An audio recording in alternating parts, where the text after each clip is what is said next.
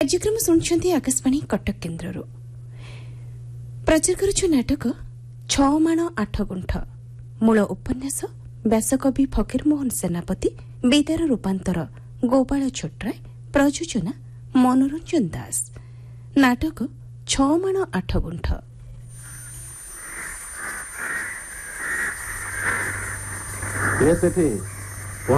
ଆଜ୍ଞା ସାନ୍ତେ। ମଝି ଚକ ରୁଆ ସବୁ ସରିଗଲା? ନାଇଁ ସାନ୍ତେ, ଜମି 1.5 ମାଣ ଅରୁଆ ରହିଯାଉଛି। ତଳି ନିଅଣ୍ଟ। ତଳି ନିଅଣ୍ଟ? ଆଜ୍ଞା, ତଳି ନହେଲେ ବେଲମୂଳ ତିଆରି 3 ଖଣ୍ଡ ଯାକ ଅରୁଆ ରହିଯିବ। ଆଜ୍ଞା, ଏ ଖଣ୍ଡମଣ୍ଡଳ ଆଉ କୋଉଠି ତଳି ନାହିଁ। ଜାଣିଛି। ହଉ ତୁ ଆ ମୋ ସାଙ୍ଗରେ। ପାଣ୍ଡିଆ ଗୁହାଳ କାମ କରୁଥିଲା, ତାକୁ ଡାକ। 2ଟା ବାହୁଙ୍ଗି ନେଇ ଦିହେଁ ମୋ ସାଙ୍ଗରେ ଆସ। ଆଜ୍ଞା, ତଳି କଣ କୋଉଠି? ତୁ ଆ ମୋ ସାଙ୍ଗରେ, ପାଣ୍ଡିଆକୁ ଡାକ। ଆରେ ହେ ପାଣ୍ଡିଆ, ଆରେ ଗୁହାଳ କାମ ସେତିକି ଥାଉ ରେ। ସାନ୍ତେ ଡାକୁଛନ୍ତି ଚାଲିଆ। ଗୁହାଳ ସମୟରେ ବାହୁଙ୍ଗି ଦିଟା ଆଣି ଘର ବାହାରି।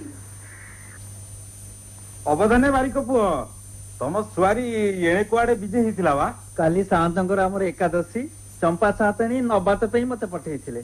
ସାଆନ୍ତେ ଆମର ଏକା ଭାରି ଧାର୍ମିକ। ବେଶ 24 ଏକାଦଶୀ କରନ୍ତି ନାଇଁ? ହଁ। ନିର୍ଜଳା, ବାରିକ ପୁଅ କଣ ହେଲା? ମୁର୍କି ମୁର୍କା ହସୁଛ?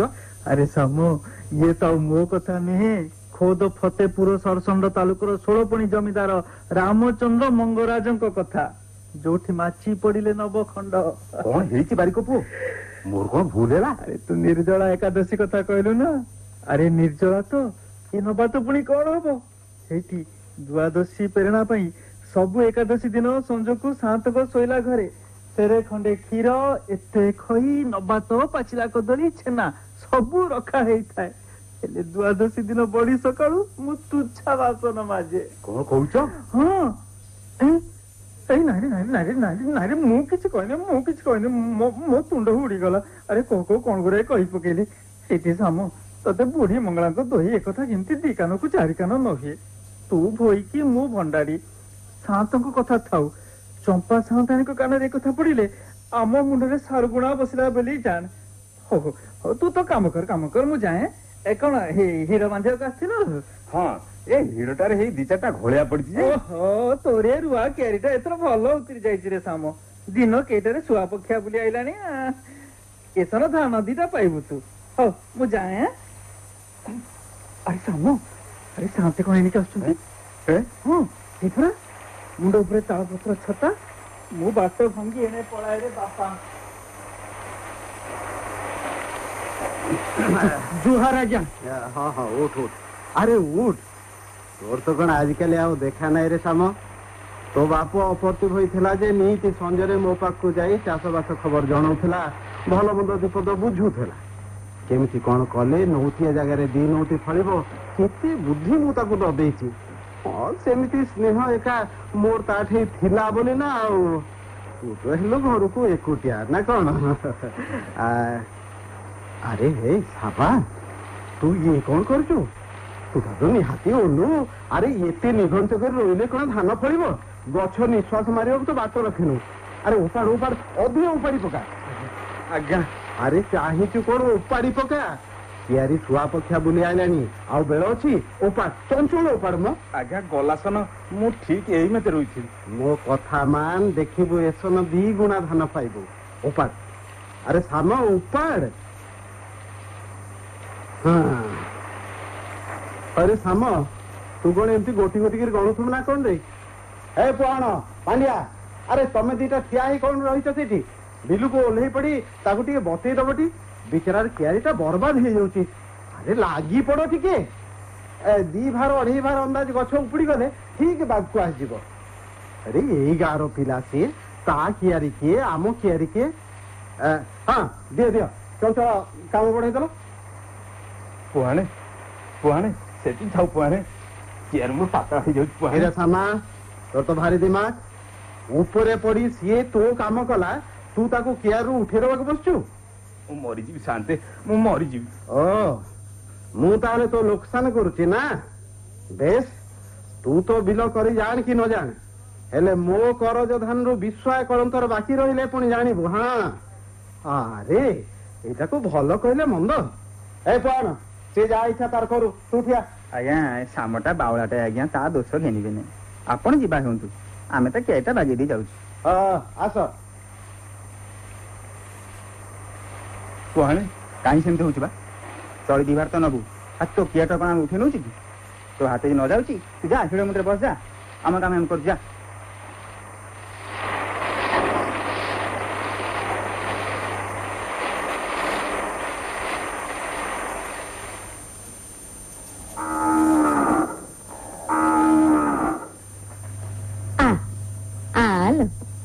ମୋ ସୁନାଟା ମୋ ଧନଟା ଆ ସକାଳୁ ଏତେ ବେଳ ହେଲାଣି ମୋ ଗେହ୍ଲା ରତ୍ନଟାକୁ ମୁଁ ଟିକେ ଦେଖିନି ଆ ହଇଲୋ ମୁଁ କଣ ତ ଅଇଁଠା ଖାଇବି ମାରନ୍ତି ଧରି ଦେଖୁଛେ ଯେ ଆଲୋ ଇଏ କଣ ମତେ ଏମିତି ଚାଟି ପକଉଛୁ କାହିଁକି ସତରେ କଣ ମୁଁ ତତେ ଖୁନ୍ଦା ମାରୁଛି ନେ ଏଇତକ ପିଇଦେ ନ ପିଇଲେ ତ ଖୁନ୍ଦା ବସିବ କାହାକୁ ଖୁନ୍ଦା ମାରୁଛି କିଲେ ସାରିଆ ସତେ ଯେମିତି ମୋର 3ଟା 5ଟା ଅଛନ୍ତି ଶୁଣୁଛୁ ତ କଣ ସେ କହୁଛନ୍ତି ବୁଝିଲେ ସାରିଆ ନ ଜାଣିବା ଲୋକ ତୋ କଥା ଶୁଣିଲେ କହିବନି ତ ଆମର ଖାଲି ଗାଈ ନୁହେଁ ପୁଅ କି ଝିଅ କହିଲେ କହନ୍ତୁ ମୋର ନେତ ଥିଲେ ସବୁ ଅଛି କଣ ହେଲା ମିଛ ମନୁଛ ତମେ ଏଠି ଖଡିଏ ବସିକି ଦେଖିବ ତେମେ ମୁଁ ନେତ ଏ ଘରେ ଆମେ ଯେମିତି 3 ପରାଣୀ ମଣିଷ ମାନିଲି ଆମ ପାଇଁ ନେତ ପଶୁ ନୁହେଁ ମଣିଷ ହେଲେ ମୁଁ ତେଣେ ସବୁ କାମ ଦାମ ଛାଡି ଏଠି ତୋ ପାଖରେ ଘଡିଏ ବସିବି ଗାଁ ଲୋକେ କଣ ମିଛରେ ଢଗ ମେଲନ୍ତି କି ଢଗ ସାରି ଭଗିଆକୁ ଦେଖ ବଗୁଲା ବଗୁଲି ନେଖ ମେଲନ୍ତୁ ଢଗ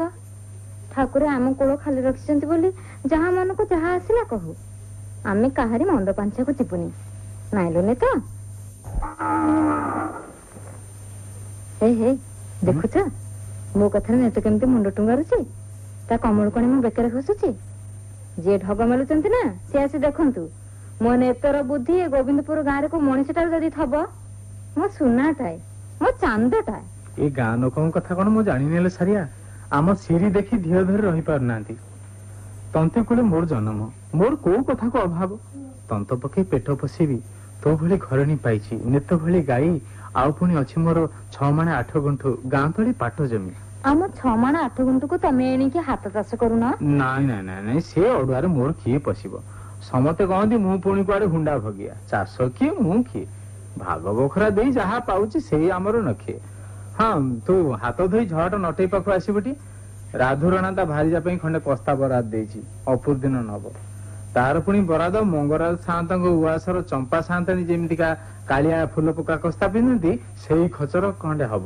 ମଲା ତା ଭାରିଜା କିଆ ଚମ୍ପା ସାଆନ୍ତାଣୀଙ୍କ ସମସ୍ତରେ ହେବାକୁ ମନ ବଳେଇଲାଣି ବା ହଁ ଲୋ ସାରିଆ ଚମ୍ପା ସାଆନ୍ତାଣୀ ନାଁରେ ଯୋଉ ଗୀତ ବନ୍ଧା ହେଇଛି ନା କି ଗୀତ ବା କିଏ ବାନ୍ଧିଛି ଓଲି ଗୀତ କି ଏ କାମ କଣ କିଏ ଜଣେଇ ଶୁଣେଇ କରିବ ମଙ୍ଗରାଜ ସାଆନ୍ତା ତାକୁ ଖାଇଯିବେନି କାଲି ସଞ୍ଜରେ ନଈ ଅତଡା ତଳୁ କିଏ କେଜାଣି ପାଲାବାନାଙ୍କ ସରି ଯେମିତି ସ୍ୱର ନମ୍ବେଇ ଛାଡି ଦେଇଥାଏ କଜଳ ପୂରିତ ଲୋଚନ ଭାଲେ ଗୁଣ୍ଡି ମିଶା ଖିଲି ଗୁଞ୍ଜିତ ଗାଲେ ତୈଳ ହରିଦ୍ରା ବଳିତ ଦେহে କୁକୁରିବ ସିଗନ୍ଧାବତୀ ଗେহে সোহাতি শাড়ি বিস্তৃত কছে থোপ ভিড়া হুড়া শোভিত উচ্চে দুমদুমু গুমগুমু চলনং তৎসা চলতি বা ধাবতি বিষম সমস্যা কঙ্কণ চুড়ি হস্তে বিরাজে ঝমঝম ঝমঝম ঝমঝম ঝুটিয়া বাজে সা যদি গচ্ছতি গহিরি দাণ্ডে হস্ত হলাই চাণ্ডে চাণ্ডে দেখি শঙ্কি জানতি গ্রাম্য লোকে ডরি মরি পড়াই জানতি থোকে ইতি রূপ বর্ণনং পদ্ধতি ছন্দে অত গুণবর্ণতে বিবিধ প্রবন্ধে ମୁଁ ତ ଶୁଣି କାଠ ହେଇଗଲି ଆଉ ହେଲେ ତମେ ଏଗୁରା ଆଉ କୋଉଠି ଗପି ବସିବନି ସେ ପୋଇଲିଟେ ହେଲେ କଣ ହେଲା ନିଜେ ସାଆନ୍ତାଣୀ ପରା କୋଉଠି ତାକୁ ପାଟି ପିଟି ପାରନ୍ତିନି ସେ କଣ ଆଉ କିଏ ହେଇଛି କି ଉଆସର ଚମ୍ପା ସାଆନ୍ତାଣୀ ପରା ମୋ ଛାତି ପରା କରତି ହେଇଯାଉଛି ସାଆନ୍ତେ ହଁ ହବାର ତ କଥା ତନ୍ତୀ ବାପୁଡାର ପୁଣି ଏମନ୍ତ ଗାଈ ଓଳିକେ 250ରେ ଦୁଧ ଦଉଛି ଗୁଣ୍ଠୁଣି ହାତୀ ଲେଖେ ଜମାରୁ ପେଟେ ଉଞ୍ଚ ଲାଞ୍ଜ ସରୁ ପାତଳ ସିଂହ ଗୋଟି ଯାକ କଳା ମୁଣ୍ଡରେ ଚାନ୍ଦ ପାଠ କହିଛି କାଳି ଗାଈ ମୁଣ୍ଡରେ ଚାନ୍ଦ ତାକୁ ଆଣି ଶ୍ରୀ ଘରେ ବାନ୍ଧ ସେଇ କଥା ମୁଁ କହୁଛି ସାଆନ୍ତେ ତାର ପରା ଗାଈ ସାଆନ୍ତକ ଗୁହାଳକୁ ଯୋଗାଏ ଏଡେ ନଖିମନ୍ତ ଏଡେ ସୁଧାର ତା ନା ପୁଣି ଦିଆ ହେଇଛି ନେତ ଆଚ୍ଛା ଭଗିଆ ସେ ଗାଈକୁ ବିକିବନି ବିକନ୍ତା ନାଇଁ କାହିଁକି ମୋ ସାଆନ୍ତେ ହେଲେ ତାର ସେ ଯୋଉ ଭାରିଜା ଖଣ୍ଡକ ସାରିଆ ନେତୁକୁ ଝୁଅ ଲେଖା ପାଳିଛି ପରା ତା ନିଜର ତ କିଛି ନାହିଁ ତାର ପିଲାପିଲି କିଛି ନାହିଁ ବାଞ୍ଝଟାଏ ପରା ସାନ୍ତେ ନୀତି ସନ୍ଧ୍ୟା ସକାଳେ ବୁଢୀ ମଙ୍ଗଳାଙ୍କ ପାଖକୁ ଦୌଡୁଛି ହେଲେ ଏମିତି ମୌନ ମୁହିଁ ଏକଥା କାହାରିକୁ ମୁହଁ ଫିଟାଇ କହିବନି ଜୁହାରେ ହଜୁର କିଏ ଗୋବରା ଜୁହାରେ ଚମ୍ପା ସାନ୍ତାଣୀ ଖବର କଣ କିରେ ହଜୁରଙ୍କ ଛାମୁକୁ ଆସିଥିଲି ବାଟରେ ଆଖି ପଡିଗଲା ଆମ ଗାଁ ଭଗିଚନ୍ଦ୍ର 6 ମାଣ 8 ଗୁଣ୍ଠ ଚକ ଉପରେ ସାନ୍ତେ ମୁଁ ତ ସେଇଠି ଥୟ ହେଇ ଠିଆ ହେଇଗଲି ଆଉ କାହିଁକି କଣ ହେଲା କି ଧାନ ସେ ବିଲରେ ହେଇଛି ହଜୁରୁ ଦିନ କେଇଟା ତଳେ ରଠ ହେଇ ରୁଆ ହେଇଥିଲା ଏଇଖିଣା ସାନ୍ତେ ଗଛ ସବୁ ଏକ ଜାବୁର ହୋଇ କଳା ବୁଲି ଆଇଲାଣି ଜମି ତ ହଜୁରୁ ଯାହା କହନ୍ତି ସାର ଉଦ୍ଧାର ହଁ ରତନପୁର ବାଘ ସିଂ ବଂଶଠୁ ଭଗିଆ ଏଇ 6 ମାଣ 8 ଗୁଣ୍ଠ ଚକଟା କିଣିଛି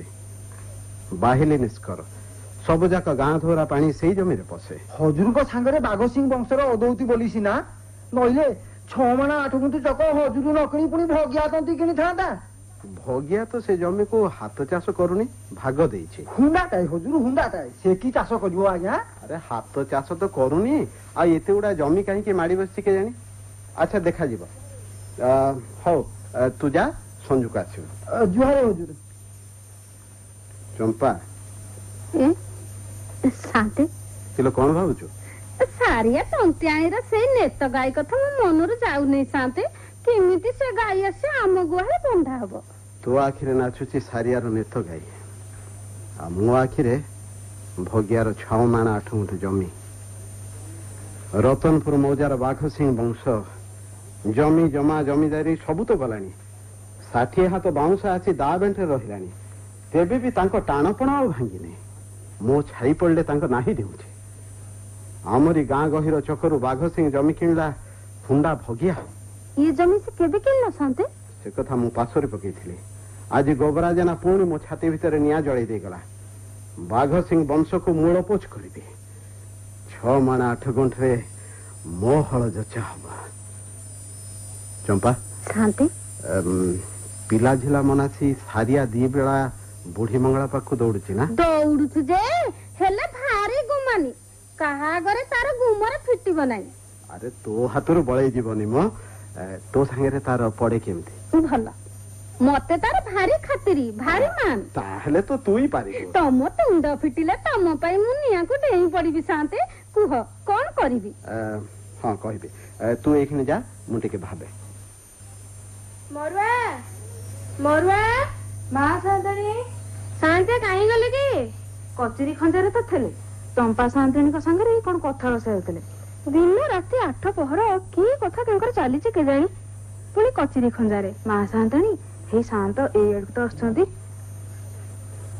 ଦିନ ଆସି 2 ପହର ଗଡିଗଲାଣି ଏତେ ବେଳେ ଯାକେ ତମର କଚେରୀ କାମ ଚାଲିଛି ତମେ ଏ ଅଡୁଆରେ ମୁଣ୍ଡ ପୁରଉଛ କାହିଁକି ତମ କାମ ତମେ ବୁଝ ମୋ କାମରେ ମୁଁ କଣ ହେଳା କରୁଛି ମୁଁ କହିଲି ସେ କଥା ଚାରିଆଡେ ତ ଡାକ ହୁରି ପଡିଛି ସାନ୍ତାଣୀ ହଉଛନ୍ତି ସାକ୍ଷାତ ଲକ୍ଷ୍ମୀ ତାଙ୍କ ଦୁଆରୁ ଭାଟ ଭିକାରୀ ଖାଲି ହାତରେ ଫେରିବା କେହି କୁଆଡେ ଦେଖି ନାହିଁ ମୁଁ ଲକ୍ଷ୍ମୀ হয় କି ନହିଁ ମୋ ପିଣ୍ଡରେ ପ୍ରାଣ ଥିବା ଯାକେ ତମ ଘର ଭାଟ ଭିକାରୀ ଦାସ ଦାସୀ ପୋଇଲି ଚାକର ମୂଲିଆ ଆଗେ ଖାଇଲେ ମୁଁ ଯାଇକି ପାଣି ଛୁଇଁବି ତମେ କଣ କଥା ଜାଣିନ ଜାଣିଛି ବୋଲି ତ କହୁଛି ତମ କାମ ତମେ ବୁଝ ଆଉ ଏଥିରେ ମୁଣ୍ଡ ପୁରାଉନି ଜାଣିଛ ତମେ ଗଲା ଥର ମୁଁ କଟକ ଯାଇଥିଲି ଓକିଲ ରାମ ରାମ ଲାଲା ଜଣେ ଭାରି ବଡ ନାମଜାଦା ଓକିଲ ସେ ମତେ କଣ କହିଲେ ଜାଣ ଆପଣଙ୍କ ଭଳି ଚତୁର ଲୋକ ମୁଁ ଆଉ କୋଉଠି ଦେଖିନି ମଙ୍ଗରାଜ ଆପଣ ଗୋଟାଏ ଗଧ ବିକା କିଣା ହବାକୁ ଯେତିକି ସମୟ ଲାଗିବ ଆପଣ ତାଠୁ କମ ସମୟ ଭିତରେ ଶେଖ ଦିଲଦାର ମିଆଁଙ୍କ ଠାରୁ ଫତେପୁର ସରସନ ତାଲୁକଟା ମାରିନେଲେ ଆଉ ତମେ କଣ ଭାବୁଛ ମୁଁ ଦିଲଦାର ମିଆଁ ଭଳି ଦିଲ ଚଉଡା କରି ବସିବି କଚେରୀ କାମ ବୁଝିବିନି ମୋଠୁ ଆଉ ଜଣେ କିଏ ଜମିଦାରଟା ମାରି ନେଇଯିବ ମୁଁ ତ ସେ କଥା କହୁନି ନିଜ ସମ୍ପତ୍ତି ନିଜେ ଦେଖାଶୁଣା କରିବନି ତ ଆଉ କରିବ କି ହେଲେ ତାର ତ ଗୋଟେ ବିଳ କାଳ ଅଛି ଏଣେ ପୁଅ ମାନେ ସବୁ ଯୋଗା ହେଇଗଲେ ଯୋଗା ତମରି ପାଇଁ ବୁଝିଲ ତମରି ପାଇଁ 3-3ଟା ପୁଅ ଅଯୋଗ୍ୟ କୁଳାଙ୍ଗାର ହେଇଗଲେ ଅଠା କାଠି ବସେଇ ଗୋବରା ଚଢେଇ ଧରିବେ ପଶା ଚୌପାଲି ଖେଳିବେ ନିଶା ପାଣି କରିବେ ତାଙ୍କ କାମ ହେଲା ଏଇଆ ଏମାନେ ପୁଣି ଯୋଗା ହେବେ ଯୋଗା ବୁଝିଲ ଯେତିକି ସମ୍ପତ୍ତି ମୁଁ କରିଛି 5,000 ଟଙ୍କା ସଦର ଜମାର ଏ ଜମିଦାରୀ 28 ବାଟି ବାହେଲ ଲାଖରାଜ 15 ବାଟି କି 16 ବାଟି ବାଜ୍ୟାପ୍ତି 50,000 ଟଙ୍କାର ମହାଜନୀ ଆଉ 2,500 ଭରଣ ଧାନ ୟା ଉପରେ ଆହୁରି 2 ଏତିକି ସମ୍ପତ୍ତି ଆଣି ଯୋଡିବେ ମୋ ମୁଣ୍ଡରେ ଏଇଖିଣା ତେନ୍ତୁଳିଆ ବିଛା କାମୁଡୁଛି ହଉ ତମେ ତମ କାମରେ ଯାଇ ଗଲ ମଲା ଆଉ ପୁଣି ଏଠି ଠିଆ ହେଇ ରହିଲ କାହିଁକି ଯାଅ। ହଉ କିଏ ସେଠି ମରୁଆ ଆଜ୍ଞା ସାନ୍ତେ ଚମ୍ପା ସାନ୍ତାଣୀ କିଏ ଘରକୁ ଡାକିଦେ ତ। ଆଜ୍ଞା ସାନ୍ତେ ମୁଁ ସବୁ କଥା ଭାବିଚିନ୍ତି ଠିକ କରିଛି ତୁ ଏଇଠି ହଁ କଣ ତାକୁ କହିବି ବସ୍ କହୁଛି ଆଚ୍ଛା ଆଗେ କବାଟା ଆଉଜେଇ ଦେ ତ।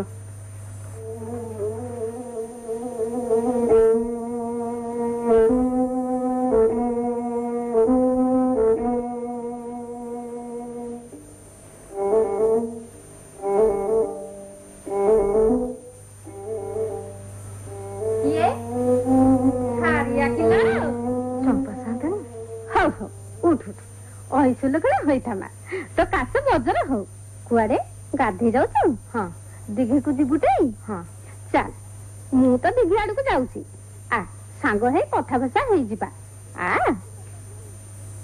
सतेलो सारिया तू केड़े सुंदरिया टी हो जिबा तते देखिले तंती घर बहु बोली केही कहिबे नै जेमिति करण महालायक घर बहु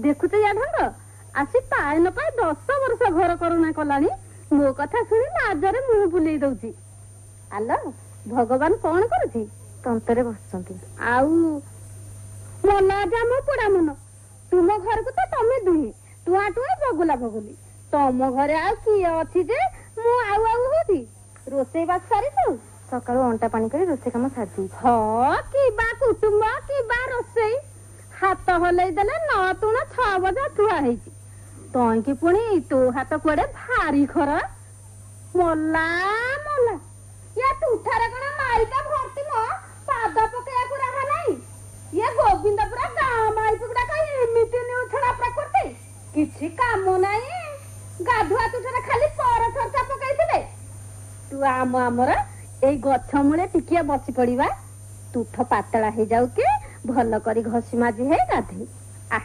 बस मो पे तमर मिछुटारे बेळ जाउची तू जानि नेलो सारिया तते देख मन बोले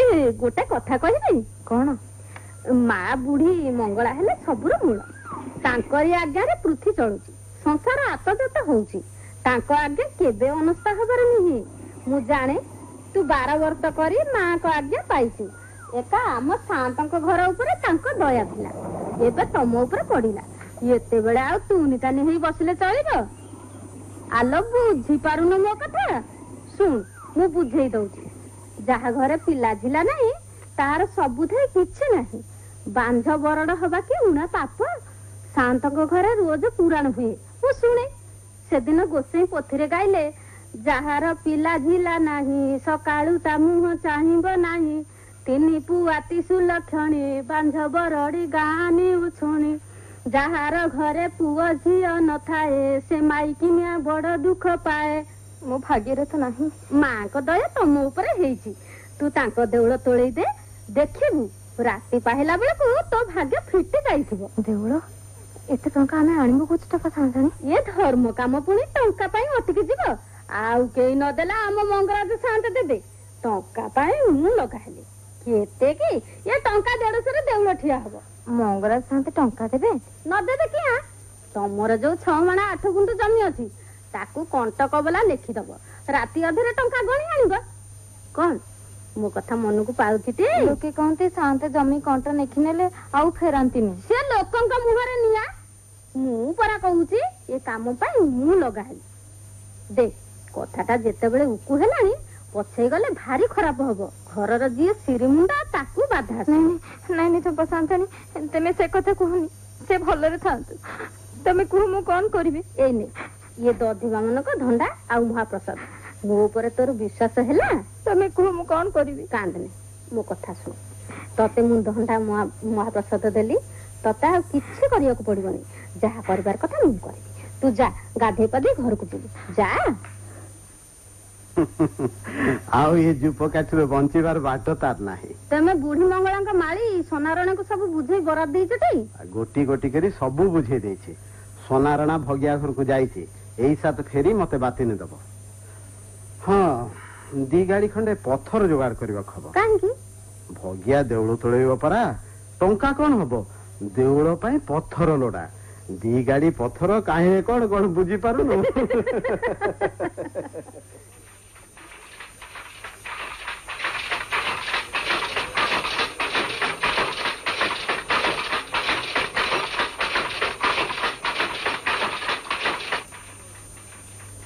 ଏଥକୁ ମୋ ବୁଦ୍ଧି ବିଦ୍ୟା ତ କିଛି ପାଉନି ଲୋ ସାରିଆ। ଚମ୍ପା ସାନ୍ତାଣୀ ତୋ ହାତରେ ଧଣ୍ଡା ମହାପ୍ରସାଦ ଦେଇ ଏଇ କଥା କହିଛନ୍ତି। ସେତିକି ବେଳୁ ପୁରା ମୋ ମୁଣ୍ଡରେ ତେନ୍ତୁଳା ବିଛା କାମୁଡିଛି। ସେ ତ ଯିଏ ସେ ଲୋକ ନୁହନ୍ତି, ଚମ୍ପା ସାନ୍ତାଣୀ।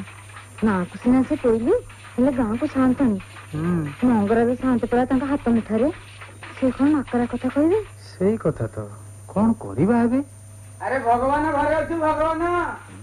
ବୁଢୀ ମଙ୍ଗଳାଙ୍କ ମାଳି ସନରଣା ଡାକିଲାଣି। ଦେଖୁଛି ଯାଇ ପୁଛ। ଆରେ ଭଗବାନ ଘରେ ଅଛୁ କି? ଏ ରଣାଇ ଆସ ଆସ। ତେମେ ଏତେବେଳେ କୁଆଡେ? ଏତେ ଦିନ କି ତୋ ଭାଗ୍ୟ ଫିଟିଗଲାରେ ଭଗବାନ, ତୁ ମଣିଷ ହେଇଗଲୁ। କଥା କଣ ରଣାଇ? ଠାକୁରାଣୀ ମତେ ସ୍ୱପ୍ନେଇଛନ୍ତି। ଏ ତେମେ ତାଙ୍କ ମାଳି ତମକୁ ସ୍ୱପ୍ନ ନେଲେ ଇଏ ତ ଅତି ଉତ୍ତମ କଥା। ତୋ କଥା ମତେ ସ୍ୱପ୍ନେଇଛନ୍ତି ପରା। ମୋ କଥା? ହଁ ତୋ କଥା ଆଉ ତୋ ଭାରିଜା କଥା। ରଣା ପୁଅ ସ୍ୱପ୍ନ ହେଇଛି ତୁ ଏଇ ଶନିବାର ଦିନ ଅଧରାତିରେ ଠାକୁରାଣୀକୁ ମାଜଣା କରିବୁ। ଠାକୁରାଣୀ ତୋ ଉପରେ ପ୍ରସନ୍ନ। କଣ କହୁଛ ତମେ ରଣାଇ? ଆଲୋ ସାରିଆ, ଏ ଶୁଣିଲଣି? ସାରିଆ କଣ ଶୁଣିବ ମୁଁ? ତୁ ଶୁଣ, ଦେ ବାହାର କର। କଣ? ଠାକୁରାଣୀଙ୍କ ମାଜଣା ଖର୍ଚ୍ଚ 10 ଅଣା 2 ପଇସା। ଆରେ ଏ କାମରେ ପୁଣି ତୁ କୁତୁକୁତୁ ହଉଛୁ କଣ ବା? ନାଇଁ ରଣା, ମୁଁ ଦଉଛି ପଇସା ଦଉଛି। ଆଲୋ ସାରିଆ, ସାରିଆ, ଏଇ ସବୁ ସେ ଠେକିରେ କର୍ତ୍ତା ବିକା ପଇସା ଥିଲା ଦବୁଟି? ଏ ନିଅ ସାନାଇ ନିଅ, ଏଇ 10 ଅଣା 2 ପଇସା। ଏବେ ଶୁଣ, ଶନିବାର ଦିନ ଠିକଣା ବେଳକୁ ତମେ ଠାକୁରାଣୀଙ୍କ ପାଖେ ଯାଇ ହାଜର ହବ। ଆଉ ସେଦିନ ତମେ 2 ପ୍ରାଣୀ ଉପବାସ ରହିବ, ବୁଝିଲ? ମୁଁ ଯାଉଛି। ହେ ମା ମଙ୍ଗଳା, ହେ ମା ମଙ୍ଗଳା। ଏ ସାରିଆ, ଇଏ ତ ବଡ ଆଚମିତ କଥା। ଆମେ ସରଳିଆ ନିକପଟି ଲୋକ, କାହାରି ଭଲ ମନ୍ଦରେ ତ ନଥାଉ। ସେଇ ବୁଢୀ ମଙ୍ଗଳା ଆମର ସାହା ଭରସା, ସେ ଯାହା କରିବ। ମା ମଙ୍ଗଳା।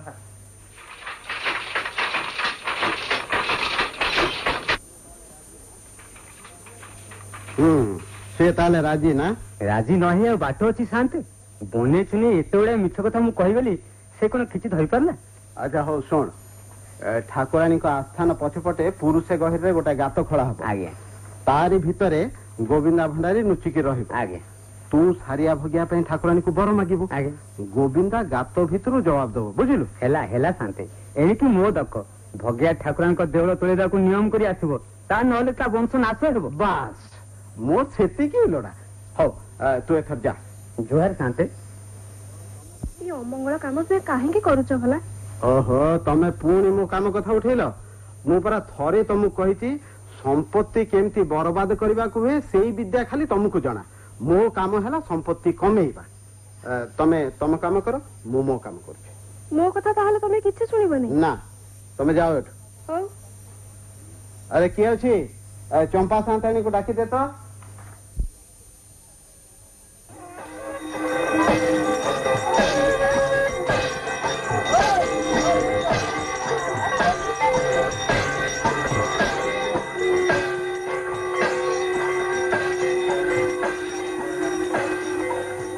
ଗୋବିନ୍ଦା, ଗୋବିନ୍ଦା, କ୍ଷମା ଭିତରେ ହାତ ଗୋଡ ଯାଚି ତୁ ନେଇ ବସ୍ତା। ଗୋବିନ୍ଦା, ମୁଁ ତତେ ଯାହା ଯାହା ଶିଖେଇଛି ଗଳା ବଦଳି ଟିକେ ଟିକେ କହିବୁ, ବୁଝିଲୁ? ହଁ, ତମେ କାମ ଆରମ୍ଭ କର। ଭଗବାନ, ଗଳ ହେଇଗଲା। ତମେ 2 ପ୍ରାଣୀ ଗଳ ବସ୍ତ୍ର ହେଇ ଆଖି ମୁଦି ହାତ ଯୋଡି ଦାନ୍ତରେ ଚିରଣ ଧରି ଏଇଠି ବସ। ମୁଁ ବର ମାଗିଲି। ମା ମାଲୋ ମା ବୁଢୀ ମଙ୍ଗଳା, ନକ୍ଷଗୁଟି ରୂପରେ ତୁ ଏ ସଂସାରରେ ବିରାଜମାନ ହେଇଛୁ। ଝଙ୍କଡେ ସାରଳା ମା ତୁ, ପୁରୀରେ ବିମଳା, ବାଙ୍କିରେ ଚର୍ଚ୍ଚିକା ମା କାକଟ ମଙ୍ଗଳା, ବାଣପୁରେ ଭଗବତୀ ମା, ଯାଜପୁରେ ବିରଜା, କଟକେ କଟକ ଚଣ୍ଡୀ, ପାଳୁ ଲକ୍ଷ ପରଜା। ମା ଲୋ ମା, ବଡ ଗରିବ ଏଇ 2 ପ୍ରାଣୀ ସାରିଆ ଭଗିଆ, ତାଙ୍କୁ ବର ଦେଲ ମା, ବର ଦେ, ଦେଲ ମା, ବର ଦେ। ତାଙ୍କର ଭଣ୍ଡାର ପରିପୂର୍ଣ୍ଣ କରିଦେ। ସାରିଆ କୋଳରେ ପିଲା ବକେଟେ ଦେ। ଶୁଣୁ ଭଗିଆ, ଶୁଣ। ଯଦି ଏଥିରେ ହେଳା କରେ, ଭଗିଆ ଦେଶକୁ ମୁଁ ମୋଡି ମାଡି ଖାଇବି। ଯା ସନାଇ, ସନାଇ ଆମକୁ ବୁଦ୍ଧି ଦିଅ, ଆମେ କଣ କରିବୁ? ସବୁ ସେଇ ମାର ଆଜ୍ଞା, ତୁ ଆଗ ଦେଉଳ ତୋଳି ଦେ। ତେମେ ତାହେଲେ ମଙ୍ଗରାଜ ସାମଙ୍କ ପାଖ ଆମକୁ ନେଇ ଚାଲ। ଆମ 6 ମାଣ 8 ଗୁଣ୍ଠୁ 6 ମାସକୁ କଣ୍ଟ ଲେଖି ଦେଇ ତାଙ୍କଠୁ ଟଙ୍କା ଆଣିବୁ। ହଉ ଆସ ମୋ ସାଙ୍ଗରେ, ମୁଁ ତାଙ୍କ ହାତ ଗୋଡ ଧରି ତାଙ୍କର ଟଙ୍କା ଯାଇଦେବି। ଆସ।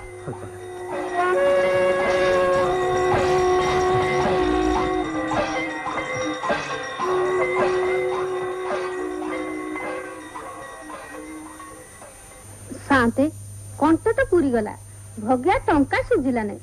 6 ମାଣ 8 ଗୁଣ୍ଠ ଚକୁକୁ ଆମ ହଳ ଯିବ ତ? ସେ କାମ ଏତେବେଳେ ଯାଏ ବାକି ଅଛି।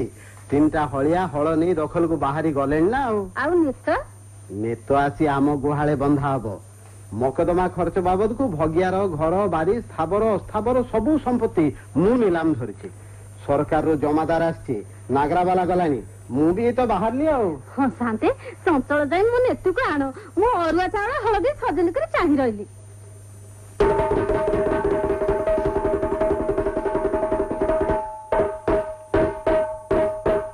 ଶାନ୍ତେ ଶାନ୍ତେ ମୁଁ ତମର କି ଦୋଷ କରିଥିଲି ଶାନ୍ତେ? ମୁଁ 6 ମାଣ 8 ଗୁଣ୍ଠ ନେଲ, ପୁଣି ମୋ ଘର ଦ୍ୱାର ବୋହି ନେବାକୁ ଆସିଛ। ତନ୍ତି ଟଙ୍କା ଭାରି ତ ବଢି ବଢି କଥା କହୁଛୁ। ମକଦମା ଖର୍ଚ୍ଚକୁ ତୋ ସମ୍ପତ୍ତି ନିଲାମ ଉଠିଲା, ମୁଁ ନିଲାମ ଧରିଲି। ସରକାରୀ ଜମାଦାର ଗାଁ ଚୌକିଦାର ସମସ୍ତେ ଏଠି ଅଛନ୍ତି, ମୁଁ ବୋହି ନେଲି। କଣ କହିଲୁ? ଶାନ୍ତେ ମୁଁ କଟକ ଯାଇ ତମ ନାଁରେ ମୁଁ 6 ମାଣ 8 ଗୁଣ୍ଠ 150 ଟଙ୍କାକୁ କଣ୍ଟ କବଲା ଲେଖିଦେଲି। ତମେ ମତେ ପାହୁଲା ଦେଉଳ ତୋଳିବା ବାହାନରେ କେହି ଗାଡି ପଥର ଯାହା ତ ଏଇଟାକୁ ନେଇଯାଏଠୁ। ମତେ ତ ଟଙ୍କା ଦେଲନି, ମୋ ଜମି କାହିଁକି ନବ? ମୋ ଘର ବାରି କାହିଁକି ନବ? ଆରେ ତାକୁ ନେଇ ସେ ନଡିଆ ଗଛରେ ବାନ୍ଧି ପକେଇବୁ ଟି ଗୋବରା। ଶାନ୍ତେ ମୋ 6 ମାଣ 8 ଗୁଣ୍ଠ ମତେ ଫେରେ। ଆରେ ଗୋବରା ଶାନ୍ତେ ମୋ 6 ମାଣ 8 ଗୁଣ୍ଠ ଶାନ୍ତେ ମୋ 6 ମାଣ 8 ଗୁଣ୍ଠ ମତେ ଫେରେଇ ଦିଅ। ଶାନ୍ତେ ମୋ 6 ମାଣ 8 ଗୁଣ୍ଠ ମତେ ଫେରେଇ ଦିଅ। ପୁରାଣ ଆଜ୍ଞା ଶାନ୍ତେ। ଆଉ କିଏ ଅଛି? ଚୈତା ମଙ୍ଗୁଳିଆ। ଶୁଣ, ଭଗିଚନ୍ଦର କାଇ ଛପର ଓଲାରି ଦିଅ, କାନ୍ଥ ସବୁ ପିଟି ଶୁଆଇ ଦିଅ, ଘରର ସବୁ ଜିନିଷ ପତ୍ର ପଦାକୁ ବାହାର କରିନିଅ। ଆଉ ହଁ, ତାର ଗୋଟେ ଗାଈ ଥିଲା ପରା? ଅଛି ଶାନ୍ତେ, ଏଇଠି ବନ୍ଧା ହେଇଛି। ଗାଈଟାକୁ ଫିଟେଇ ଆମ ଗୁହାଳେ ବାନ୍ଧି ଦିଅ। ନାଇଁ ମୋ ନେତୁକୁ ମୁଁ ଛାଡ଼ିବିନି। ଆରେ ନବୁ ନାହିଁ କଣ? ଶୁଣିଲୁ ପରେ ଶାନ୍ତେ ହୁକୁମ ଦେଲେ। ତମେ ସବୁ ନେତୁକୁ ନିଅନି, ମୋ ନେତୁକୁ ମୋଟେ ଛାଡ଼ିବିନି। ତମେ ଚିରିଲା ଲୋକ ଏମିତି କଣ ହଉଛ? ଉଠ ପାଠ ଛାଡ଼। ନାଇଁ ମୁଁ ମୋଟେ ଏଠୁ ଉଠୁନି। ଆଜ୍ଞା ଶାନ୍ତେ ଦେଖିବା ଆଣନ୍ତୁ। ସାନ୍ତେଙ୍କ ପାଦ ତଳେ ମୁଣ୍ଡ ପଡି ମାରି ପଛେ ମୋ ନେତୁକୁ ମୋଟେ ଛାଡ଼ିବିନି। ଆଚ୍ଛା, ସେଠି ସେ କି ପାଲା ଚାଲିଛି? ଆରେ ଜବରଦସ୍ତି ଖୁଣ୍ଟରୁ ଫିଟେଇ ଆଣ। ମତେ ତାର ଏଠି ଜୀବନେ ମାରି ମୋ ନେତୁକୁ ନିଅ। ଆରେ ଫିଟେଇ ଆଣ କହୁଛି। ନେତ ତୁ ମତେ ଛାଡ଼ି ଚାଲିଯାଉଛୁ। ଯା ଆମ ଘରକୁ ନେଇ ଯା। ନେତ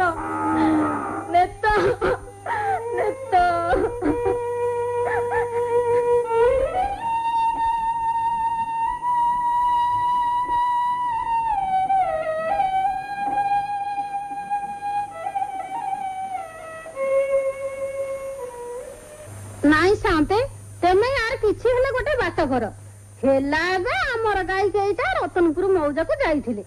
ୟା ବୋଲି ସେ ବାଘ ସିଂ ପୁଅଟା ଆମ ଗାଁକୁ ଆସି ତମ ଭଳି ଶାନ୍ତକୁ 12 ବେଜିତ କରି ଗାଳି ଦବ, ପୁଣି ଗାଁଟା ଯାକ ମିଳିପେ ନାଇପେ ଜମା ହେଇଥାନ୍ତି।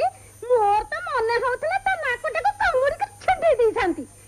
ସେଇଟା 5 ହାତିଆ ଅର୍ଘାସୁର ମର୍ଦଟାଏ, ହାତରେ ପୁଣି ବାଉଁଶ ଠେଙ୍ଗା। ସେଇ ଠେଙ୍ଗା ବୁଝିଲୁ ଚମ୍ପା, ସେଇ ଠେଙ୍ଗାକୁ ହେଲା ମୋ ଡର। ବାଘ ସିଂହର 4-4ଟା ଯାକ ପୁଅ କଥା କେ ଠେଙ୍ଗା ଚଢେଇ ଦେବେ। ବଳରେ ତାଙ୍କୁ ତ ଆଉ ପାରି ହବନି, ତାଙ୍କୁ ଛଳ କୌଶଳ କରିବାକୁ ହବ। ଦେଖିଲୁ ତ, ତୁ ଟିକେ ବୁଦ୍ଧି ଖର୍ଚ୍ଚ କଲୁ ବୋଲି ଭଗିଆ ସାରିଏ କାମ ଫତେ ହେଇଗଲା। ବୁଦ୍ଧି ଖର୍ଚ୍ଚ କଲେ ପୁଣି କୋଉ କାମଟା ଅଟିକି ଯିବ ଯେ? ସେ ଦିଟା ପୁଣି କୁଆଡେ ଗଲେ? କିଏ? ସେ ଭଗିଆ ସାରିଆ? ହଁ, ବାବନା ଭୂତ ପରି ଆ ଓଳି ତା ଓଳିରେ ପଶୁଛନ୍ତି। ମୁଁ କହୁଛି ଚମ୍ପା, ବାଘ ସିଂ ଘରଟାକୁ ପୋଡି ଦବାକୁ ହବ। ଘର ପୋଡି?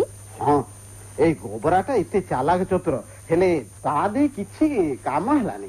ତୁ ଚାହିଁଲେ ସବୁ ହବ। କିଏ? ତମେ କୁଆଡେ ଆସିଲ? ଏଇଟା ପରା ମୋ ଶୋଇଲା ଘର। କୁଆଡେ ଆସିଲି କଣ କହୁଛ? ହଁ, କଣ କାମ ଅଛି କିଛି? ନାଇଁ, କାମ ଆଉ କଣ। ମୁଁ କହୁଛି ରାତି ଆସି ଅଧୁରୁ ଗଡିଗଲାଣି, ତୁମେ ଶୋଇପଡ। ଆଉ ଏଗୁଡା ପାଞ୍ଚନି। କଣ ପାଞ୍ଚି? କଣ ତମେ କହୁଛ? କଣ ମୁଁ ପାଞ୍ଚି? ଭଗିଆ ସାରିଆ ଦୁହିଁକି ଉଚ୍ଛନ କଲ, ସେ ଧିଏ 3 ପାଞ୍ଜିରୁ ପୋଛା ହେଲେ। ପୁଣି ବିଚାର ପଡିଛି ବାଘ ସିଂହର ଘର କେମିତି ପୋଡା ହବ ନାଇଁ। ଘର ଭଲା କିଏ କାହାର ପୋଡେ? ତା ଘର ପୋଡି ତୁମେ କି ଲାଭ ପାଇବ କହିଲ? ମୁଁ କହୁଛି ଖଳ ବୁଦ୍ଧି ସବୁ ଛାଡି ସାରିଆ ଭଙ୍ଗିଆଙ୍କର ଘର ପୁଣି ତୋଳେଇ ଦିଅ। ତାଙ୍କର 6 ମାଣ 8 ଗୁଣ୍ଠ ନେତପରି ଗାଈ ସବୁ ତାଙ୍କୁ ଫେରେଇ ଦିଅ। ମୋ ଛୋଟ କଥାଟି ରଖ। ହଁ ହଁ ସେ କଥା ବୁଝାଯିବ। ତମେ ଆଗେ ବାହାରକୁ ଯାଅ ତ। ମତେ ତ କଥା କହି ଆସେନି, ହେଲେ ଏ କଥା ତୁମେ କହୁଛଟି? ମୁଁ ବାହାରକୁ ଯିବି ଆଉ ଏ ଘରେ ରହିବ କିଏ? ଓହୋ, ତମେ ଆଗେ ବାହାରକୁ ଗଲ। ହଉ। ଶୁଣିଲଟି ସାନ୍ତାଣୀଙ୍କ କଥା? ତୁ କବାଟଟା ଆଗେ ଦେଇଦବୁଟି। କହୁଛନ୍ତି କଣ ନା 6 ମାଣ 8 ଗୁଣ୍ଠ ଫେରେଇ ଦିଅ କି ନା ତା ଘର ତୋଳେଇ ଦିଅ। ଶୁଣ ଚମ୍ପା, କଣ ତାହେଲେ ହବ କହିଲୁ? ବାଘ ସିଂ ଘର କେମିତି ପଡିବ? ସେ କଥା ମୁଁ ତ କହ। ତେମେ ମତେ କାଲି ସକାଳେ ଖଣ୍ଡେ ଡୋଲି ଆଉ 4ଟା ଭାର ସଜାଡି ଦିଅ। କାହିଁକି ଲୋ? ଡୋଲି ଚଢି ମୁଁ ରତନପୁର ତା ଘରକୁ ଯିବି। ମତେ ତ ସେଠି କେହି ଚିହ୍ନିନ୍ତିନି। ତା ସବା ସାନ ବୋଉ ମୋଟେ ମାସ କେଇଟା ହେଲା ବାହା ହେଇ ଆସିଛି। ମୁଁ କହିବି ମୁଁ ବୋହୂର ମାଉସୀ, ଘର ଟାଙ୍ଗି। ତେଣିକି ମୋ ଦେଖିଲା କାମ ମୁଁ କରିବି। ଯଦି ନ ପାରିବି ତେବେ ମୋ ନାକ କାନ କାଟିଦବ ସାନ୍ତେ। ଆଲୋ, ନାକ କାଟିଦେବି ନା ତୋ ନାକ ପାଇଁ ଆଉ ହଳେ ମୟୂର ବସା ଫୁଲଗୁଣା ଗଡେଇ ଦେବି ମ।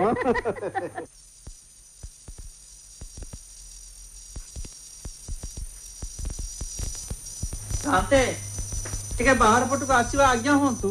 କାହିଁକି ରେ, କଣ ହେଇଛି? ସେ ଭଗିଆଟା ଦାଣ୍ଡ ଦୁଆରେ ବସି ବାୟାଙ୍କ ଭଳି ବାର କଥା ଗପୁଛି। ଆରେ ତାକୁ ତଡ଼ି ଦଉନ କାହିଁକି? ଯେତେ ତଳିଲେ ପରା ଯାଉନି, ସେଇଠି ଶୋଇ ପଡୁଛି। ଆଚ୍ଛା, ହଉ ଚାଲିଲୁ, ମୁଁ ଦେଖେ। କଣ କିଲୋ ମରୁଆ? ସେଇ ସାରିଆଟା ସାନ୍ତାଣୀ ପୁଣି ଆସି ବାରିପଟ ଓଳି ତଳେ ବସିଲାଣି। ଆଲୋ, ତାକୁ ଦିଟା କଣ ଖାଇବାକୁ ଦେଲୁ ନାଇଁ? ସିଏ କଣ କିଛି ଖାଉଛି? ନ ଖାଇ ନ ପିଇ ଶୁଖି ଶୁଖି ମରିବାକୁ ବସିଲାଣି ପରା। ତୁ ଭାତ ଡାଲି ତିଅଣ ସବୁ ଆଣିଲୁ, ମୁଁ ନିଜେ ଯାଇ ତାକୁ ଖୁଆଇବି। ଆଣି ଯା। ଦେଖିବା ହୁଅନ୍ତୁ ସାନ୍ତେ, ଏଇଠି ପରା।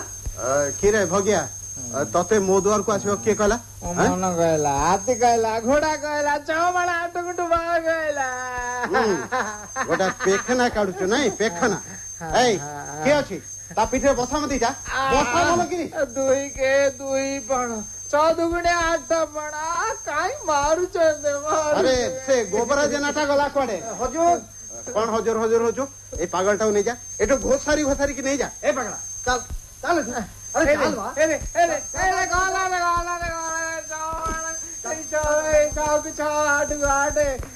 ବାହାତି କହିଲା, ଘୋଡା କହିଲା, 6 ମାଣ 8 ଗୁଣ୍ଠ କହିଲା।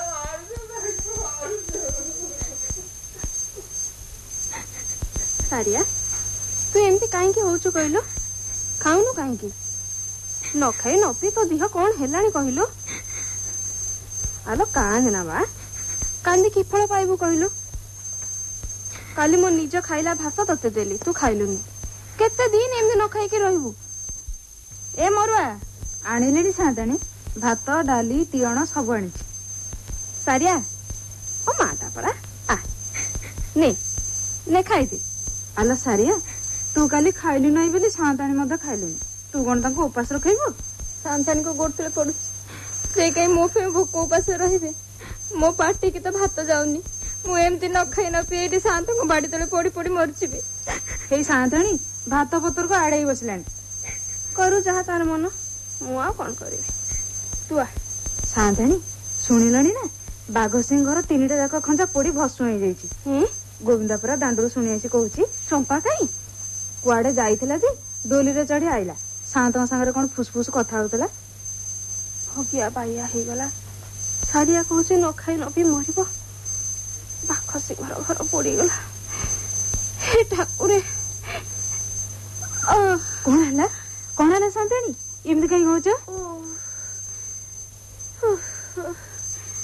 ନାଇଲୋ, କିଛି ହେଇନି।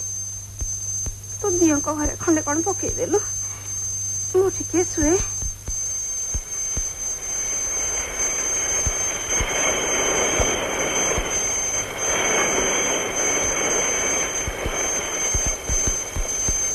ପାଣିକର ଇଏ କି ଢଙ୍ଗ ବାହାରିଲା? ମୁଁ ତ ଥଳା କୂଳ ଖୋଜି ପାଉନି। ବାଘ ସିଂ ଘର ମୁଁ ପଡେଇଛି ବୋଲି ସିଏ କଣ ଆଉ ଜାଣିପାରିଲେ କି? ଜାଣିଲେ ଜାଣୁ, ହେଲେ ଏ କଥା ତୋ ମୋ ଛଡା ଆଉ କେହି ଜାଣି। ମୁଁ ସେମିତି ବୁଦ୍ଧି ଖଟେଇ କାମଟା ତୁଲେଇ ଦେଲି ବୋଲି ସିନା। ହେଲେ 5-6 ଦିନ ହେଇଗଲା ସାନ୍ତାଣୀ ନ ଖାଇ ନ ପିଇ ଘରଟା ଭିତରେ ପଡି ରହିଛନ୍ତି। ମୁଁ କଣ କମ ବୁଝେଇଲିଣି? ଶୁଣୁଛି କି ହେଲେ ସେ ମୋ କଥା? ବୈଦ ଡାକିବାକୁ କହିଲି ଯେ ମନା କରିଦେଲା। ହଉ, ଏ ରାତିଟା ପାହୁ, କାଲି ତ ପୁଣି ରାଧାଷ୍ଟମୀ। ରାତି ପାହିଲେ ଯାହା କିଛି ଗୋଟା କରିବାକୁ ପଡିବ।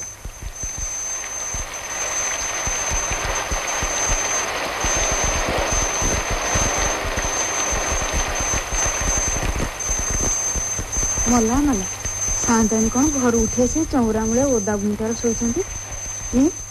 କି ବୁଦ୍ଧି କରିବି ତୁ ମୋ ସାନ୍ତାଣୀଙ୍କ ଉପରେ ଅସରାଏ ମେଘ ବର୍ଷି ଯାଇଛି ଲୁଗାପଟା ସବୁ ଓଦା। ସାନ୍ତାଣୀ ସାନ୍ତାଣୀ ଇଏ କଣ ସାନ୍ତାଣୀ କଣ ଶୁଣୁନାହାନ୍ତି ଦେହ ତ କାଠ ହେଇଗଲାଣି। ଆଲୋ କିଏ କୁଆଡେ ଅଛ ଧାଇ ଆସିଲ ଇଲୋ ଧାଇ ଆସିଲ କାଲ ସାନ୍ତାଣୀଙ୍କ ଦେହ ତ କାଠ ହେଇଗଲାଣି ସାନ୍ତେ। ଆରେ ଗୋବିନ୍ଦା ତୁ ଠିଆ ହେଇ ରହିଛୁ କଣ? ଆରେ ଯା କବିରାଜକୁ ଡାକି ଆଣେ। ଯାଉଛି ରେ ଗୋବିନ୍ଦା ଯାଇ ଆଉ ଲାଭ ନାହିଁ। କଣ ହେଇଛି ସାନ୍ତେ କୁହ? ମୋ ସାନ୍ତାଣୀଙ୍କର କଣ ହେଇଛି? ସାନ୍ତାଣୀ ଆଉ ନାହାନ୍ତି ଲୋ।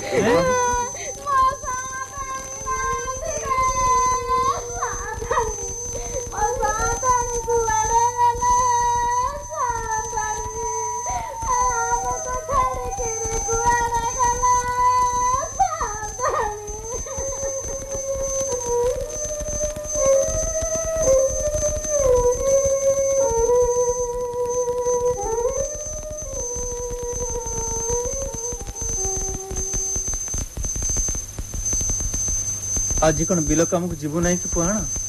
हाँ जीवी आज 6 माण 8 गुंठ रुआ हो सान्ताणी चलीगला दिन मनटा कहीं पिता धरीगला गाँ वाला समस्ते कहते लक्ष्मी चलीगला। सान्ताणी आम राधाष्टमी भली दिन पाइले लक्ष्मी निहंती तो कौन गोटाए कथा तू निगाह कर गोविंदा आम सान्ते मो जमी से आगर सान्त नुहति ऊपर को अनेक बही आखिर लुह खाली असरा बसरा बोही जाऊँ। तू की कथा कहूछ रे? जेते हेले हाथ थरी बाहा हेथिले टी। अरे गोविंदा सात कहांती की घर भीतर अछन मु कोन करबी कहलु सारिया तंतियाणी हम बारी रे मरी पड़ची। सारिया तंतियाणी मरी गला? हालो झड़ जाई सातु जणा कर कौन हेची? सारिया मरी गला? हां सांदे केमिति मला किछि तो खाउ नथला कालीटू सुकु सुकु होतला एई खणी जाई देखला बेलको ए ओडुआ कथा हे गला। अरे गोविंदा शांते तू जा गोबरा जना चौकीदार को संगे संगे डाकी आन। जाउची शांते।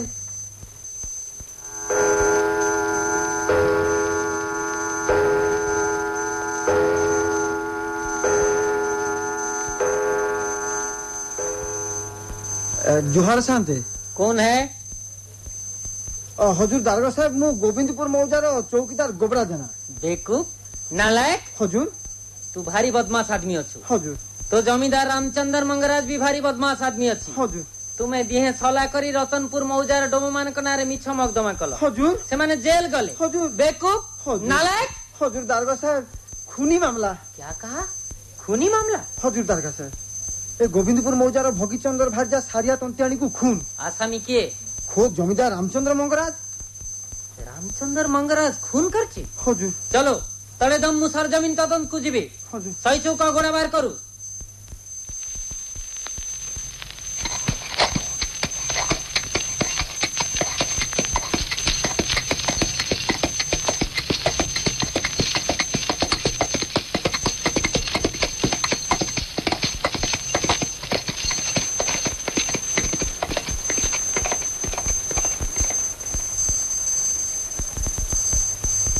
क्यों रामचंद्र मंगराज अब क्या मतलब है?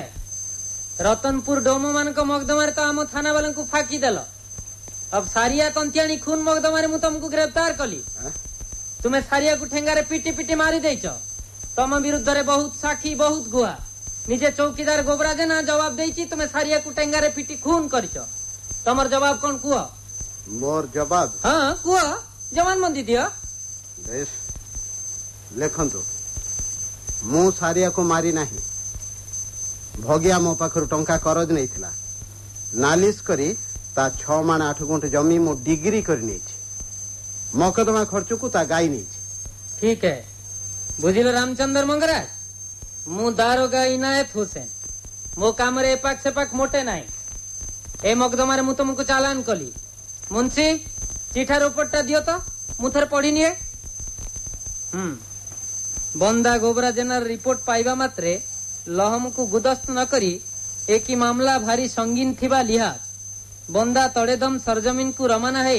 दस्तर मुताबक आसामी घर खानतलाश करी बहुत हुशियार रे आसामी को गिरफ्तार कला बाद सारियार लाश एवं नेत नामक एक काला गाई बरामद हेबा हालत आसामी रामचंद्र मंगराज निजे खून करथिबा साफी साबत एई सब हाल हेजाज रे आसामी ऊपर खूनी साबित हबारु हजूर को चालान देली।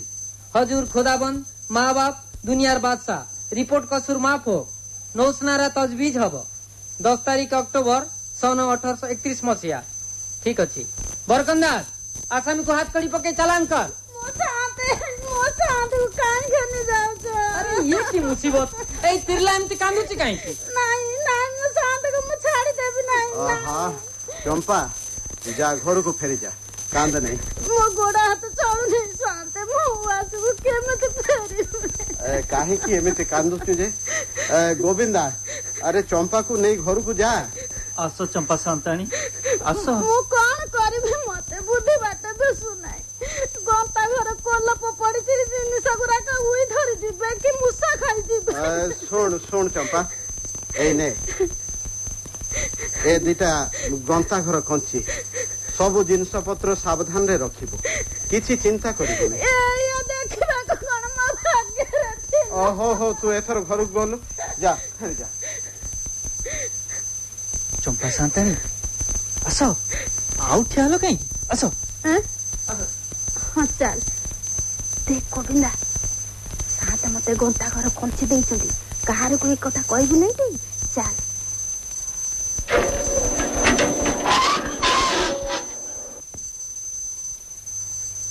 दंडवत मंगराजी किए चिन्ही पारु नांती मु उकिल राम राम लाला मामलाटा आपनकर एते दूर बढ़ी गला आपण आगुरु टिके खबर देलेनी आज खबर पाई मु कहली जाए हाजते मंगराज संगे टिके देखा करी आसे। वकील साहेब मु कौन करिबी मते बंचांतो आपण मोर धर्म बाप मु पिला लोक पिला बुद्धि आपण को सब लागिला। आपण को किछि करबा को हबनी मु सब जाने मु सब करिबी। तेबे गोटे कथा जानती ए मामलाटा भारी का खून मामला बेळ हु न जगिले फांसी फांसी पुणी से पुड़ा मा दारोगाटा पिछा धरी चली तेरे आपण किछि परवाई करंतु ए मकदमाटा मु उड़ेई देबी आपण खाली हाथ पिटा खर्च करियो पड़िबो 10,000 टंका। 10,000 टंका अच्छा आपण गोटे काम करंतु आपणकर जमीदारीटा मकदमा खर्च बाबद को मो नारे कंटकबला लिखि दियंतु। कंटकबला हां आपण तो मोर धर्मर पुओ मामला खत्म हला परे मु कड़ा दाम हिसाब सब बुझे देबी आपण टंका सुजी जमीदारी वापस कर नेबे कोन भाबुचंती। हो हो आपण को जा खुशी मु तेबे जाए शिखम कागज पत्र सब किनिया।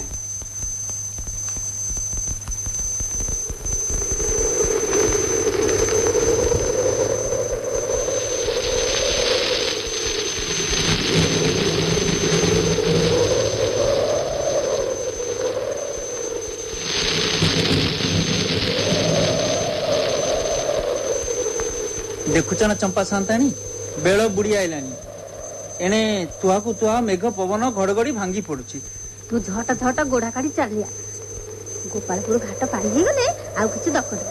आजी कोन घाट पारी होबा नाही आज घाट कूल रे गोटे बसा घर देखि रही जिबा काली सकाळ पारी।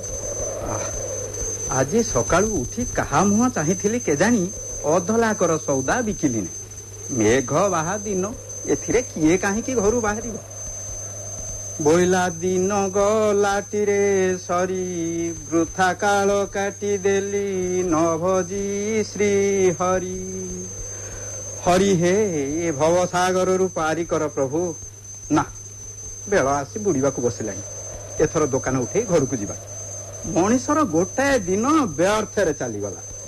ए दुकानी रहिबा को जागा मिलिबो जागा जुहार आज्ञा जुहार आसंतु आसंतु ऊपर को उठी आसंतु मो शांत शांत आनी के पुणी जागा मिलिबोनी रोसई सरजम सब मिलिबो आज्ञा ए ने पैसा रोसई सरजम दे सुखी आज सकाळू कहा मो चाहिथिली एका बेले के चारणार सौदा मो दुकान खोला दिन ठो एते व्यापार मु करि नथिली एई चुली रे रोसई हेबो से चुली आज्ञा आपण चलंतु मु चुली लगे दउची आपण काहे के कष्ट करिवे आगे रोसई सरदाम बुझी नियंतु ए चाउल बिरी डाली लुण चुली जळला हांडी चढ़ांतु आज्ञा। अरे बुढ़ा पुओ एठी दूध की घियो मिलिबो घियो दूध नहले मु खाए नै सत कथा आज्ञा सत कथा हे न मिलिबा को सिना आ नहले ए सब जिनिस कोन आपनक ठाकु योग्य आज्ञा ଗାଁ ତ ଏଠୁ ମୋଟେ ପାଏ ବାଟ। ପଇସା କେଇଟା ଦିଅନ୍ତୁ, ମୁଁ ଏଇ ଗାଁଟା ବୁଲି ଦେଖି ଆସେ। ହଉ ନେ। ପୁଣି ଗୋଟାଏ ସୁକି ଇଏ ତ ସାକ୍ଷାତ ଲକ୍ଷ୍ମୀ ଠାକୁରାଣୀ କେମିତି ଏଠିକି ଗଳି ପଡିଛନ୍ତି। ବୁଢା ପୁଅ ଖରମରା ଗୁଆ ଘିଅ ଦେଖି ଆଣିବ। ହଁ ଆଜ୍ଞା, ଏଇ ମୁଁ ବାହାରିଲି। ଦେଖିଲୁଟିରେ ଗୋବିନ୍ଦା, ଶୁଣିଲୁଟି, ମୁଁ ତ ଜାଣି ସାନ୍ତାଣୀ ଥିଲି। ମୋ ସାଙ୍ଗରେ ଆସି ତୁ ବି ଶାନ୍ତ ହେଇଗଲୁ। ମୋ ସାଙ୍ଗରେ କଟକ ଚାଲ, ଦେଖିବୁ ତତେ କଣ କରି ରଖିବି। ନାଇଁ ଚମ୍ପା ସାନ୍ତାଣୀ, ମୁଁ କଟକ ଯିବିନି। ଚାଲ ଆମ ଗାଁକୁ ଯିବା, ବିଲ ବାଡି କିଣି ଚାଷ ବାସ କରି ରହିବା। କେଡେ ନିଛୁଣାଟାଇବା ତୁ। ପୁଟୁଳିରେ ବାନ୍ଧି ଯାହା ସାଙ୍ଗରେ ଆଣିଛି 3 ପୁରୁଷ କି 5 ପୁରୁଷ ବସି ଖାଇଲେ ତ ସରିବ ନାହିଁ। ଜମିବାଡି କଣ ହବ? ଗାଁକୁ ଯଦି ନ ଯିବ ତେବେ ମୋ ଭାଗଟା ମତେ ଦେଇଦିଅ। ଭାଗ? କି ଭାଗରେ? ଭାଇ ଭାଗ? ସୁନା ଟଙ୍କା, କଳା ଟଙ୍କା, ସୁନା ଗହଣା ସାନ୍ତଙ୍କ ସାଙ୍ଗରେ ମିଶି ମୁଁ ସବୁ ପୋତିଥିଲି। ମୋ ସମ୍ପତ୍ତି ମୁଁ ଆଣିଲି, ତତେ କି ଭାଗ ଦେବି ରେ? ସାନ୍ତଙ୍କଠୁ କଞ୍ଚି ଆଣିବା ବୁଦ୍ଧି କିଏ କାଢିଲା? ମୁଁ ତମକୁ ସେ ବୁଦ୍ଧି ଦେଲାରୁ ସିନା। ଓହୋ ରେ ମୋ ବୁଦ୍ଧି ଏଇକି ଏତେ ନା ବୁଦ୍ଧି ନାହିଁ ଗୋଡେ କଚାଡୁ କେତେ। ଭାରି ବୁଦ୍ଧିଟା ଏକା କାଢିଲା। ମତେ ଆଉ ସେ ବୁଦ୍ଧି ଆସନ୍ତା ନାହିଁ ପରା। କିରେ କୁଆଡେ ଗଲୁ କିରେ? ସେ ବାହାର ପିଣ୍ଡାଟାରେ ଯାଇ କାହିଁକି ବସିଲୁଣି? ଶୁଣୁ, ଭଲ ଗତି ଅଛି ତ ମୋ ସାଙ୍ଗରେ କଟକ ଚାଲ, ନହେଲେ ବାବନା ଭୂତ ହେଇ ବୁଲିବୁ। କହିଲା କନା ବୁଦ୍ଧି, ଆହା ବୁଦ୍ଧିରେ ବୁଦ୍ଧି ନା ବଳେଇ ପଡି ଯାଉଛି କୁଦ୍ଧି। ଏଇ ନିଅ, ସେ ଦୋକାନୀ ବୁଢାର ପୁଅ ଆଣି ଏ ଘିଅ ଦୁଧ ଦେଇଗଲା। ରଖ ସେଠି। କିରେ କିରେ ତୁ ପୁଣି କଣ ଯାଇ ପିଣ୍ଡାରେ ବସିଲୁଣି? ମୁଁ ଥରେ କହିଛି ମୋ କଥା ମାନ, ନହେଲେ ଟଙ୍କା ସୁନା କଣ କାଣି କଉଡିଆ ଧୋଇ ପାଣି ତ ପାଇବି ଭଲ ଦେବି। ଆ ଭୋକ ହେଲାଣି ଖାଇବା। କିରା ଆସୁଛୁ ନା ନାଇଁ ବା? ମଲା ମ ଏଡେ ରୁଷା କାହିଁକି? ଖାଇଲେ ଖା, ନ ଖାଇଲେ ନାହିଁ। କୋଇଲାକୁ ସାନ୍ତ ପାଇଲା ମୁଣ୍ଡର ଚଢନ୍ତି। ତୁ କଣ କରିବୁ? ତୋ ପାଇଁ ଏଠି ହେଇ ଭାତ ଡାଲି ବାଢି ଦେ, ମୁଁ ଖାଇ ପିଇ ଶୋଉ।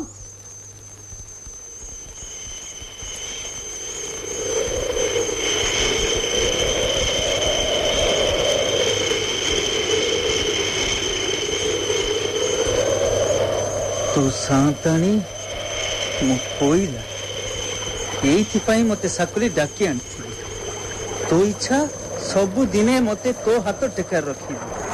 ତୁ ସାନ୍ତାଣୀ ହେଇ ରହିବୁ, ମୁଁ ହେବି ସେଇ ଗୋବିନ୍ଦା ଭଣ୍ଡାରୀ। ସେ କଥା ମୋ ପାଖରେ ଏ ସାଣ ଦିଆ ଖୁରଟା ତେବେ କାହିଁକି ଅଛି? ମୋ ହାତର ଖୁର ଆଉ ତ ବେକ।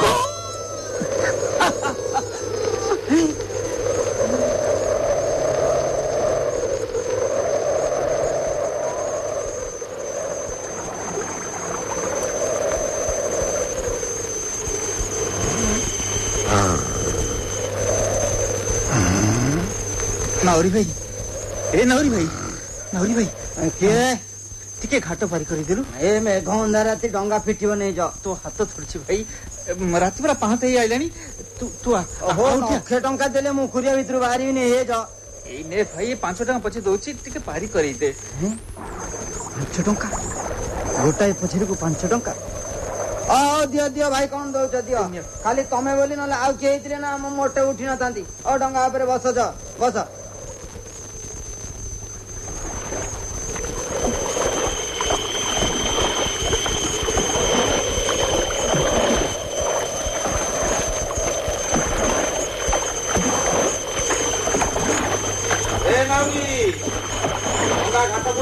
ମଲା ଯା, ଏ ସରକାରୀ ଡାକବାଲାଟା ପୁଣି ଏତିକି ବେଳକୁ ହାବୁଡିଲା। ଏ ଭାଇ ଭାଇ ମ ଟିକେ ଡଙ୍ଗା ମୋଡ ବସିଲ, ଡଙ୍ଗା ଫେରିବ ପରା। ଭାଇ ଡଙ୍ଗା ଫେରାନା। ମୁଁ ପଛେ ଆଉ 5 ଟଙ୍କା ଦଉଛି, ମତେ ଆଗ ପାରି କରିଦେ। ତମେ ଏମିତି ଚଙ୍ଗ କାହିଁକି ହଉଛ? କଣ କଥା କଣ? ସିଏ ପରା ସରକାରୀ ନୌକା, ମୁଁ କଣ ଝିଅ ଯିବି? ତମ ଗୋଡ ତଳେ ପଡୁଛି ଭାଇ, ତମେ ଯେତେ ଟଙ୍କା କହିବ ମୁଁ ଦେବି। 100, 200। ଇଏ କଣ ତମ ଝିଅ ଯାକ ରକ୍ତ କମ ଆସିଲା? ତମେ କଣ କୋଉଠି ମଣିଷ ବୋଲି ମାରିଛ କି? ଇଏ କଣ? ହାତରେ ପୁଟୁଳିଟା ଧରି ଲୋକଟା ଧାର ନେଇକି ଦେଇ ପଡିଲା। ଏ ଗୋମୁହା କିମ୍ଭୀରଟା ପୁଣି କୋଉଠି ଥିଲା, ଖପ କିନା ମାଡି ବସିଲା। ସକାଳ ନ ହଉଣୁ ଆଜି ନଈରେ ଅଘଟଣ।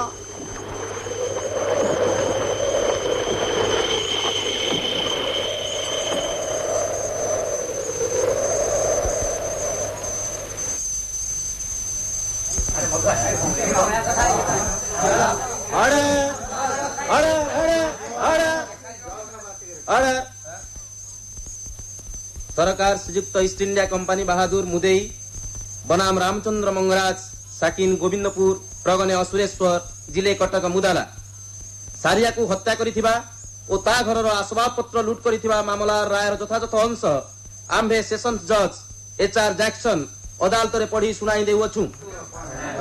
ऑर्डर आम्भे साक्षी मानक द्वारा यथेष्ट प्रमाण पाइछु जे सारिया हत्या मकदमाटी संपूर्ण रूपे गठित ओ मिथ्या अटे। प्रथम रिपोर्टकारी चौकीदार गोबरा जेना यार सूत्रपात करियछि।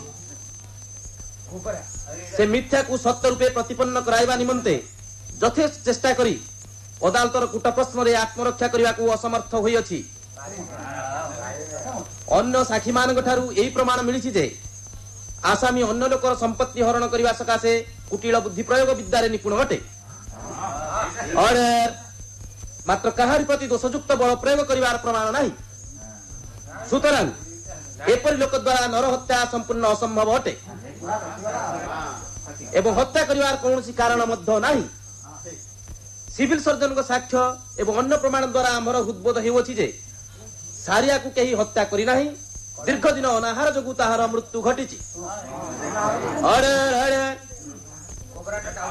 ऑर्डर सूत्रा हुकुम हैला कि आसामी रामचंद्र मंगराज को नरहत्या मकदमारू मुक्ति दिया जाई नेतो नामक गाई को आत्मसात करने अपराध रे कठिन परिश्रम सहित 6 मास कारादंड एवं 500 टंका जरिमाना करा जाऊ।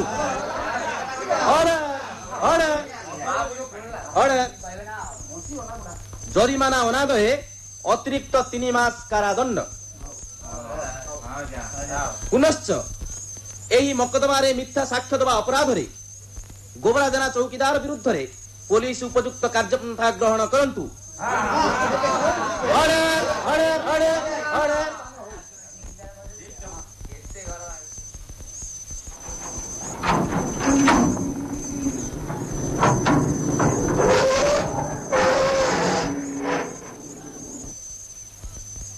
देखले तो मंगराज खुनी मामला आपन केमती मु खलास करई देली बाकी ए जो दफा एथिरे आपण आ दिन केइटा एठी जेल भोगिथिबे कि नाही अपील करी एथिर मध्ये मु आपन खलास कर देली। किछि चिंता नाही बुझिले आपण एठी खुशी मन रे रहंतु मु जाउची मोर जहा करिवार कथा मु करिबी।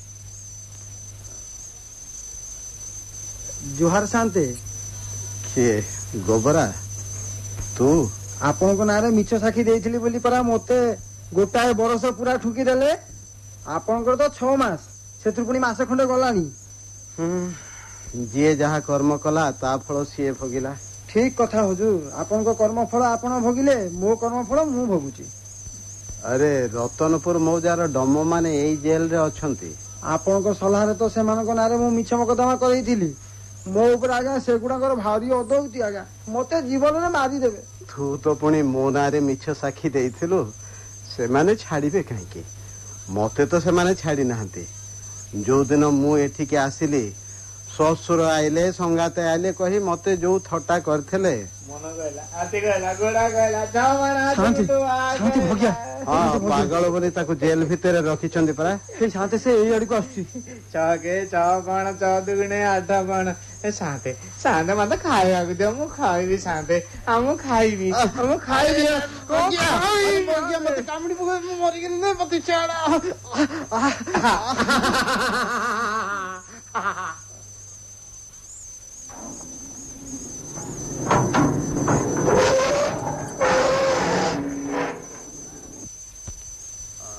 मंगराज ओकिल साहब मु आउ बंची भी नहीं। सेदिन से पागलटा आपन को कामुडी पकेला राती अंधार रे पुनी कई जण कैदी मिली आपन को गोबरा जेना को खूब मार देले हेले किए मारिला तार तो प्रमाण मिलला नहीं। गोबरा जेना सेही माड़ रे मला आपनकर अवस्था तो ए भली। एबे जेल डाक्टरंकर हुकुम चिकित्सा पई आपण आपन को घर को जांतु। मो तो उठी बसी पारु नहीं जीबी आउ केमिति। पुलिस जरिया रे आपन घर को खबर जाईछि आपन को घर लोक आसे आपन को नै जिवे आपन जेल नु खलास बुझले। ओ ओ भगवान भरोसा। ओ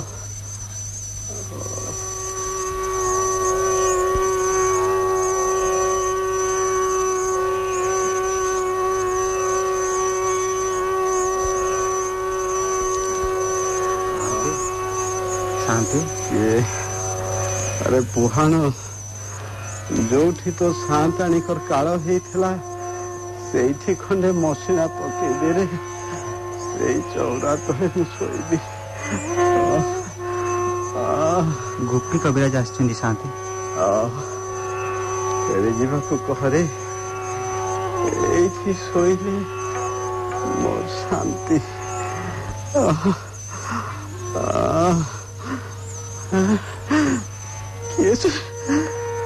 କିଏ ସେ ବିକଟାଳ ମୂର୍ତ୍ତି ଜୀବ ଲହ କରି ମୋ ଆଡକୁ ମାଡି ଆସିଛି। ଦେ ଦେ ମୋ 6 ମାଣ ଆଠୁ, ଦେ ମୋ ନେତିକୁ ମତେ ଦେ, ଦେ ମୋ 6 ମାଣ ଆଠୁ, ଦେ କହୁଛି।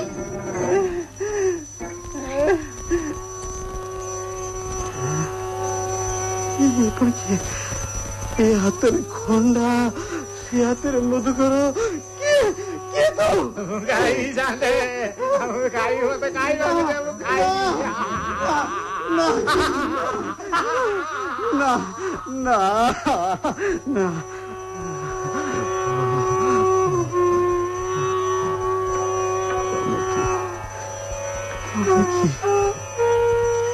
সুন্দর মূর্তি, রত্ন সিংহাসନରେ বসিছ, লাবণ্য ভরা মুহ, কিଏ? ତୁମେ ଏ ଉଆସର ସାନ୍ତାଣୀ, ତୁମେ ମତେ ଡାକୁଛ, ତୁମ ପାଖକୁ ଯିବା ପାଇଁ ହାତ ଠାରି ଡାକୁଛ ମତେ। ମୁଁ ଯିବି ମତେ ତୁମ ପାଖକୁ ନେଇଯାଅ, ମୁଁ ଯିବି ପ୍ରଭୁ ପ୍ରଭୁ।